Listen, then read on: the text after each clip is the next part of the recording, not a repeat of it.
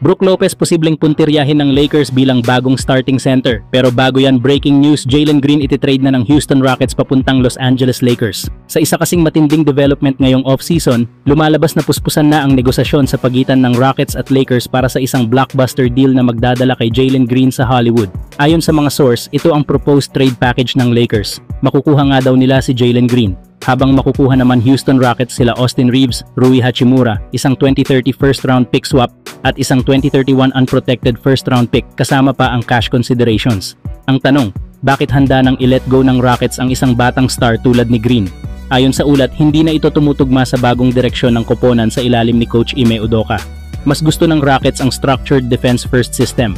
At sa kabila ng scoring ability ni Green, naging issue ang inconsistency at kakulangan niya sa playmaking. Hindi rin naging maganda ang ipinakita niya sa playoffs, dahilan para magdesisyon ang front office na maghanap ng mga pirasong mas fit sa kanilang core ni na Alperen Sengun at Fred VanVleet. Pero sa panig ng Lakers, jackpot ang tingin nila dito. Si Jalen Green ay isang batang scorer na may elite level athleticism, kaya't perfect siyang idagdag sa tandem ni na LeBron James at Luka Doncic.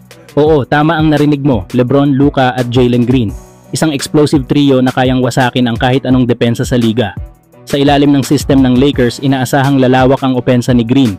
Mas magiging efficient siya bilang off-ball threat at secondary ball handler habang tinuturuan ni na LeBron at Luka sa ilalim ng pressure ng malalaking laro. Ngayong 2024-25 season, nag-average si Jalen Green ng 21 points, 4.6 rebounds, 3.4 assists, 44.8% shooting mula sa field at 34.7% mula sa 3 sa kabuuang 82 game.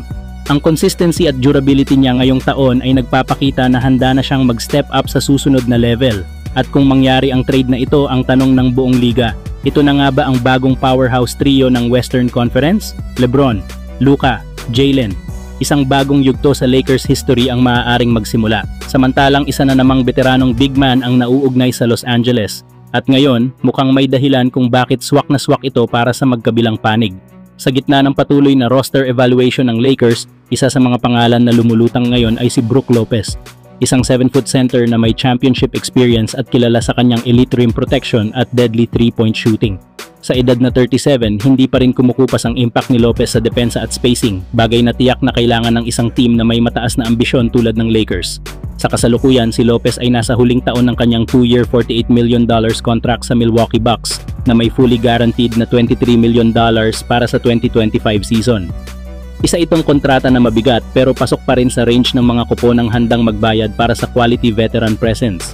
Pero ang tanong, bakit tila mas gugustuhin ni Lopez ang Los Angeles kung sakaling matuloy ang trade? Simple lang. Sa Lakers, may oportunidad siya na muling maging full-time starting center, isang role na gusto niyang gampanan habang papalapit sa yugto ng kanyang career. At higit pa riyan, malaki ang posibleng benefits sa offensive side. Sa isang team na may elite playmakers tulad ni na LeBron James at Luka Doncic, tiyak na mas magagamit ang pick and pop game ni Lopez at makakakuha siya ng mas maraming open looks mula sa labas. Hindi tulad sa Milwaukee kung saan dominado ng isolation heavy play ni na Giannis Antetokounmpo at Damian Lillard ang opensa, madalas na hindi napapakinabangan ang kanyang shooting range. Sa Lakers, pwede siyang maging tunay na floor spacer na magbibigay ng mas maraming offensive options sa koponan. Bukod pa sa skill fit, may familiarity na rin si Lopez sa Lakers system matapos itong maglaro dito noong 2017 to 2018 season. Kaya't kung ang front office ng Los Angeles ay naghahanap ng isang veterano na kayang punan ang defensive gaps at sabayan ang tempo ng LeBron-Luka tandem, si Lopez ang isa sa mga pinaka-logical na target. Maaring gamitin ng Lakers ang kombinasyon ng expiring contracts at draft capital para buuin ang trade package. At kung willing silang mag-risk para sa isang big man na may karanasan sa championship level basketball, tiyak na magbubukas ito ng pinto para sa isa na namang game-changing acquisition.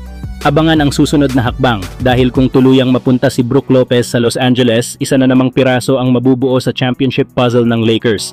Comment down below at ibahagi ang inyong mga opinyon.